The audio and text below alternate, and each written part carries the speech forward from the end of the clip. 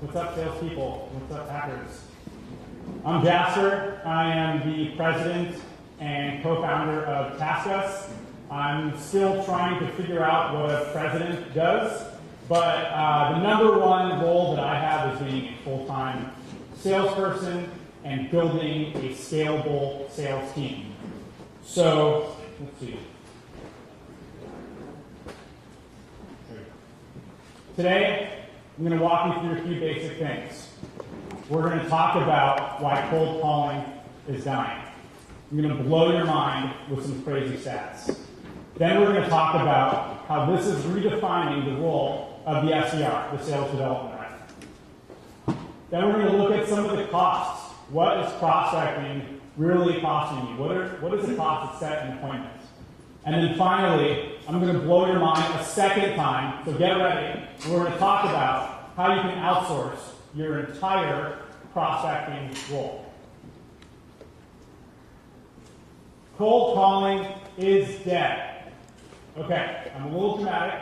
It's not quite dead, but it's certainly dying. Let's look at the numbers. In 2007, it took 3.68 calls to reach a prospect. Today, just 6 years later, it takes 8. That's over double. We have found this in our calling as well. That is how many calls it takes to reach a prospect. And the success rate of cold calls for setting appointments is not very good. It's 2%. And this is for setting an appointment. This is not a qualified opportunity. This is not a closed deal. This is just an appointment. There's a lot more work that has to be done after that. And it's only 2%. And it takes 6.25 hours to set a single appointment. So, prospecting is popular. Aaron Ross, as you heard earlier, really popularized the idea of specializing the sales force. And it works. It's been adopted by some of the best companies here in San Francisco and Silicon Valley. What do these companies and my man, Jay-Z, have in common? Let's take a look. Clear slide. 39 million. LinkedIn, 200 million. Marketo, 79. Admiral, some Admiral guys in here. You guys got a lot of money too, right? 19. And Salesforce, $96 million.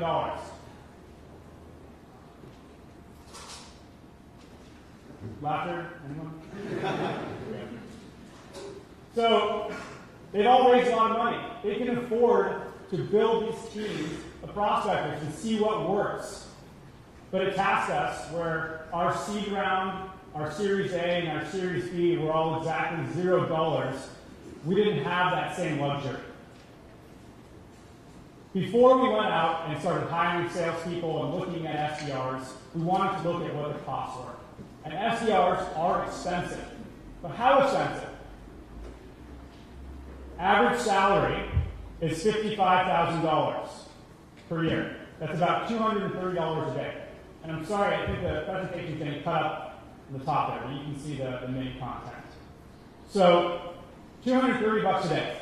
And part of that day is spent researching. Your SDRs probably look like this when they're researching, right? It's unengaging. It's time-consuming. These bushy-tailed, bright-eyed, and really humble junior sales professionals didn't go to Stanford to be researching all day. It can be really distracting as well. So let's look at how much it really costs. How much is this research costing you? Let's say that 2 hours a day are spent researching. That's $57.50 if you base it on the average cost of an SDR. That's how much you're spending on research. And the average SDR makes 10 to 15 calls an hour. So simple mathematics, stick with me here. 20 to 30 calls are not made during that time. What does that do to the cost of your appointments? Well, if we think about the previous stat, 2% success rate, So it takes 50 calls to set one appointment. Your cost per appointment would be at $154 if your SDR was spending their entire day doing calls. And let's just say 2 of those hours are lost, your cost per appointment goes up dramatically to $230. That's $76 per appointment that you're losing. So, I want to switch gears for a sec and talk about my favorite subject, which is how awesome Taskus is, and tell you guys just a brief story. So today, if you guys don't know what Taskus is, we help companies like Expensify, Hotel Tonight, Guild Group, Groupon, and a whole bunch of others, Udemy, streamline operational processes in their business, like customer support, data entry, and lead gen. But today we are 16 employees in Santa Monica, 600 in the Philippines, and we're an Inc. 500 company, but most of this is recent growth. And if we rewind a couple of years ago, it was just my co-founder and I. And we were thinking about bringing on our first real stateside employee. And so we hired a salesperson. It was really exciting, a real live salesperson who would come in and close deals. He'd be on the phone closing deals all the time. We were so excited to have him in. And he came to work, and for the first couple of months, he was barely on the phone. He was like right next to us, and the guy barely talked to anybody. And so we were like, what's going on here? What are you spending your time doing? And we looked into it, and he was spending a lot of his time researching, spending a lot of his time identifying good companies, and finding phone numbers and LinkedIn URLs. And we wanted him to be closing deals. So we said, well, we've got a couple hundred people in the Philippines, and they do research for a lot of our clients. Why don't we just give you a couple people, and they'll do the research for you? So it worked. He would tell the team in the Philippines what companies he was going after, and then the team in the Philippines taught them how to be professional grade A stalkers, and they were able to acquire phone numbers and email addresses and LinkedIn URLs using tools like Twofer and a whole suite of others. And that was great because it allowed our salesperson more time to make calls. So he should be on the phone now, right? Like closing deals. But he wasn't. He was on the phone a bit more. He was more productive. But still, there was a lot of time in the day. He was just researching still. I thought we took care of that. So we looked at what he was doing, and he was spending a lot of time now just identifying companies to go after. Reading TechCrunch, trying to find the next big company that Taskus wanted to partner with. But we noticed that our team in the Philippines, having had months of seeing what a good Taskus lead was, could probably identify good companies themselves. So that's what we did. We said, why don't you, team in the Philippines, now identify good fits for Taskus? We showed them how to do this, and then they would identify the leads themselves and then fill out all the contact information and company info in Salesforce. Now, our sales team of one could be ultra efficient because they're getting hand-picked, fully researched leads, and now they can spend all their time calling and closing deals. So what was the next problem we had? We had this team in the Philippines creating a lot of good leads and doing a lot of good research, and only one salesperson. So we had too many leads. We weren't quite ready to hire another expensive salesperson, but as we began, finally, about a year ago, really starting to scale our sales team, we did an audit, and we looked at where are our opportunities coming from. They weren't coming from cold calls. Most of them were coming from emails and LinkedIn messages. So we thought, well, we've got all these leads in the Philippines now, and not enough resources to call. Why don't we have a team in the Philippines start writing emails? We talked about it as a sales team, and we thought it'd be really difficult to do, right? There's a lot of pushback. These are highly customized emails being sent out by Americans who understand the complexities of our business, understand the needs of our clients. You can't outsource that. So we tried. Also, we knew what we didn't want. I'm sure you guys have all seen an outsourced email before. Anybody seen like an offshore email? Oh, okay, they're hilarious. I'm going to read you part of one. This is one of my favorite ones of all time. I get them every week, and I love reading them. Dear Sir/Madam, come on. We submit to inform you that we are a company engaged in image editing, copy/content writing, online marketing, and more. Anyways, this goes on for like a page, and you get these all the time, right? And this is from Roger in St. Louis. Like, thanks, Roger. Has this ever worked? So now that we know what we don't want, we set out to build a scalable process that is high quality. And we started to break down the components of a good email.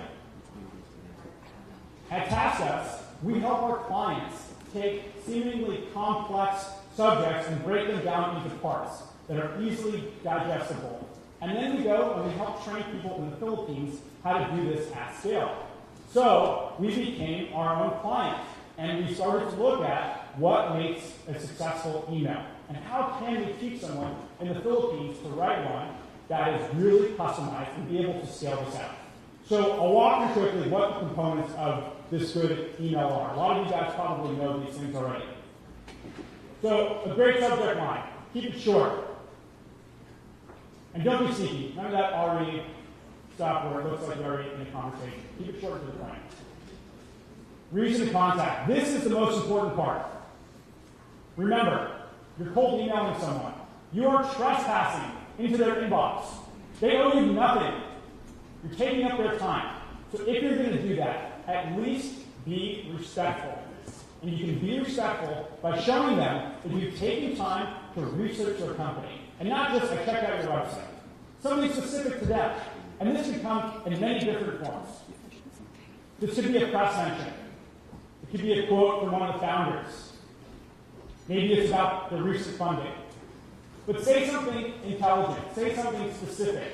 Make them say to themselves, wow, this person, while they are trespassing, at least they took time for research. If you can figure out what this reason to contact is, this is the why. This is the most important component in this process. So one thing that we did was write out 20 different delineations, possibilities of what this reason to contact might be.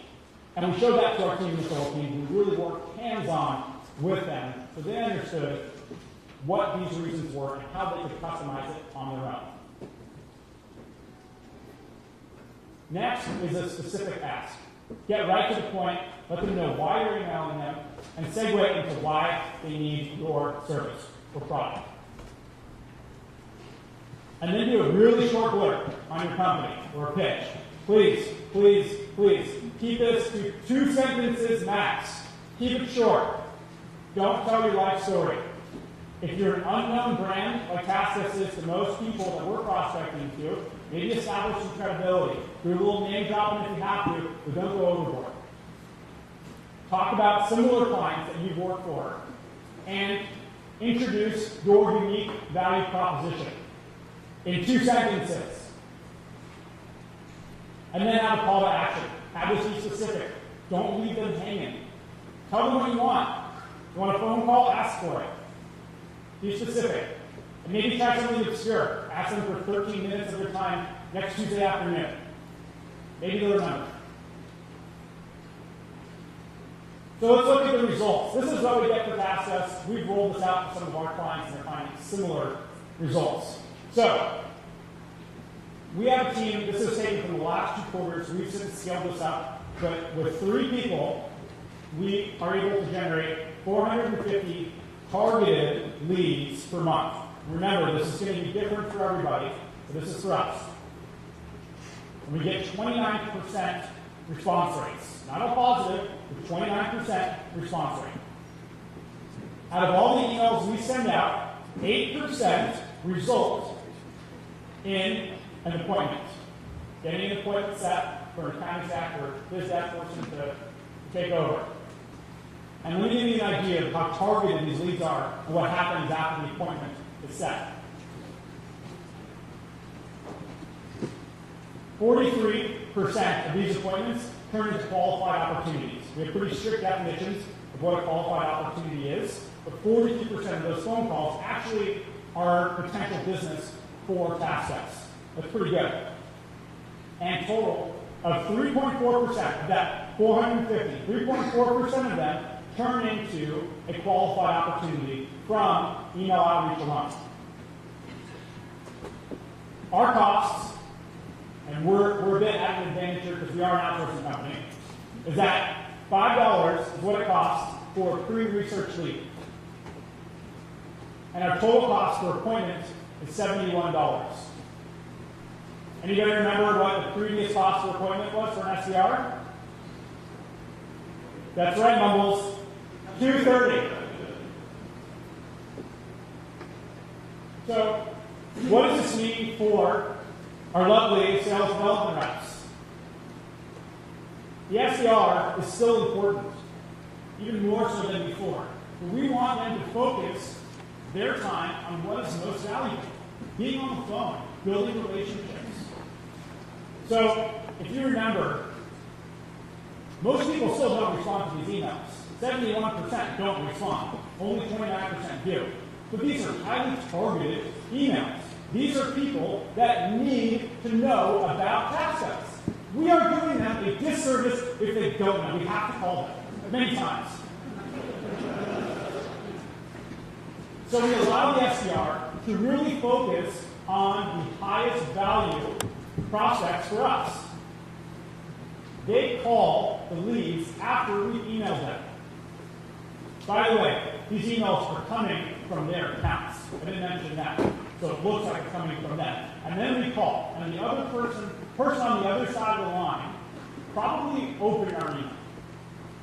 They may not have responded, but they've probably seen it. And now we're not Roger from St. Louis. We're someone that's taken the time to research their company, and they're going to be more open to talking to us. Also, we have the SDRs work directly with our team in the Philippines, constantly optimizing this process, okay? It's not something that happens overnight, and it's something that needs to be continually refined. So they work hand in hand with our team in the Philippines, making sure that they know how to create good leads, how to write good emails, they QA them, and they stay on top of market trends for us. So, I know what you're thinking now. Jasper, clearly Taskus is awesome, but how does this apply to me? You're an outsourcing company. This is what you do. You should be able to do this. What about my company? Well, audience, I'm glad you asked. I'll tell you. First of all, one size does not fit all. This process might work for B2B companies. For consumer companies or companies where you're at like a $20 per month SaaS model, this may not work. And the first thing to understand is what is your LTV? What's the lifetime value of your customer?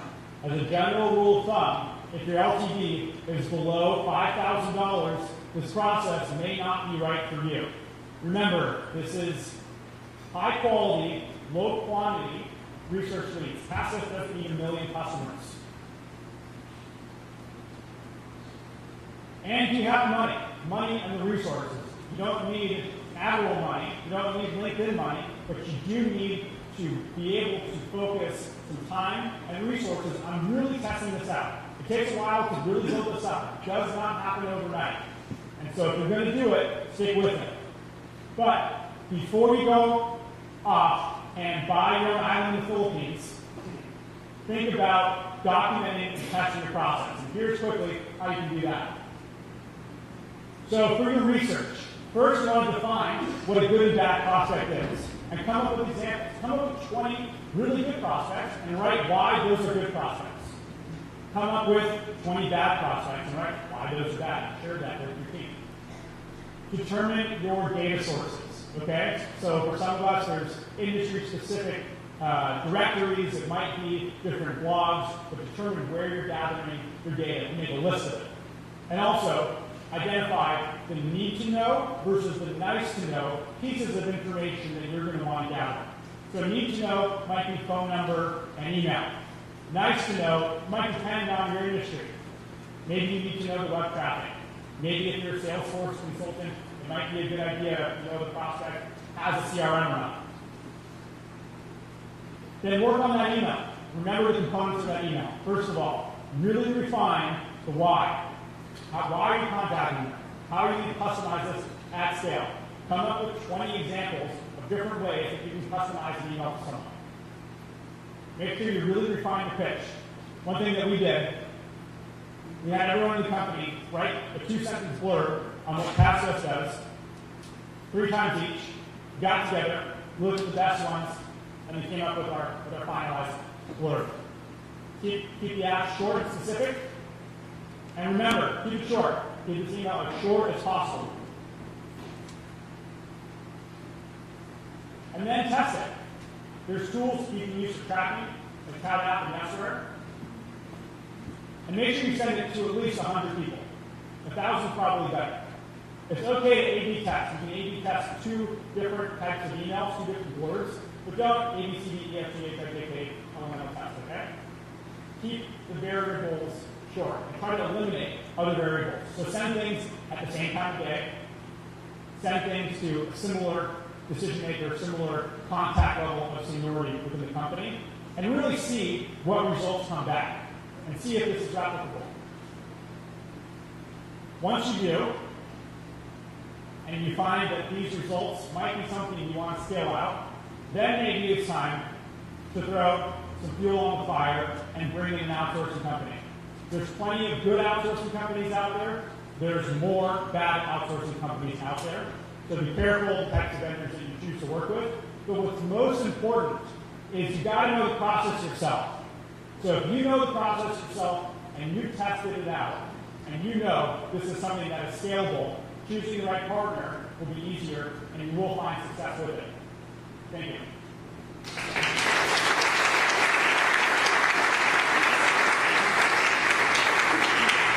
Yeah, questions? The first one is on their timestamp. So when you do those emails, do you have the physical address and unsubscribing to the bottom of the emails? No, because they're one-to-one emails. Okay. And the second question is, like, it's easy to crawl stuff like London News. Do you automate those emails 100%, or do people in the Philippines actually copy-paste the template for each single one of those probably? So I'm sorry, can you repeat Yeah, that? so like, for example, you describe targeting companies that got funded, right? That's pretty easy to crawl automatically. Now the question is, do you get down with automated emails, or do your folks in the Philippines copy paste and do manual? So it's all manual, right? So this is like nothing's really automated here. It's very high touch. So you've got people that are reading the articles and really trying to figure out what's a good Taskus service for them, why are we contacting them. Keep in mind, we're sending a very, very small amount of emails per day. I mean, it's like 10 or 15, but it's very, very low. Thank you. Yes, it's Alex and Farley, Research Lovely. I had a quick question. I'm curious to know a little bit more about the. And I won't sign the book. Where is that at?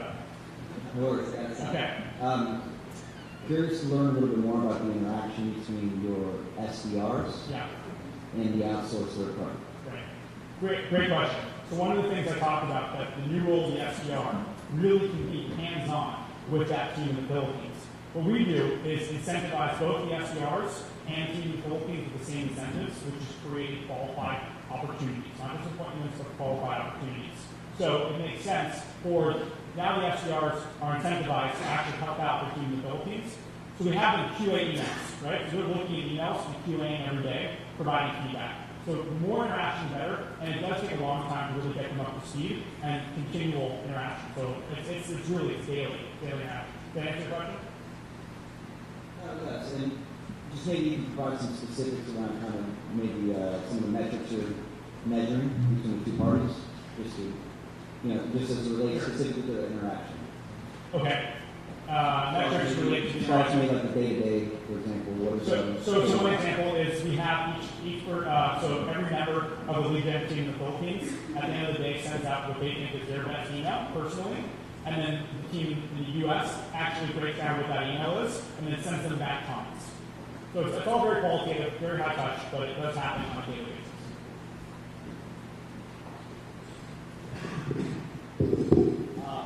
So I want to try this at my company, and how do I get started? What if Taskus is too expensive for me? Or, how do I build this process myself? How do I find out more information? What are other resources can you give us that are out there that we can look into? And, how can we go and start this today? Sure. So I'm first of all happy to talk to anybody about this process. Like I said, it's important to really test this out on your own first. There's plenty of good resources out there besides us about how to write a good email. I'm sure you guys mostly know those things. Check out the stuff online. I think Aaron has some good stuff about that as well. Figure out how to write a good email. Figure out how to document finding the right prospects. Test it out for yourself. This might be something, I know there's other great companies out there. I know Lead Genius does a similar process as well at a lower cost than we do. So that's something to check out. For us personally, we're more enterprise focused. We build teams, not just one person at a time.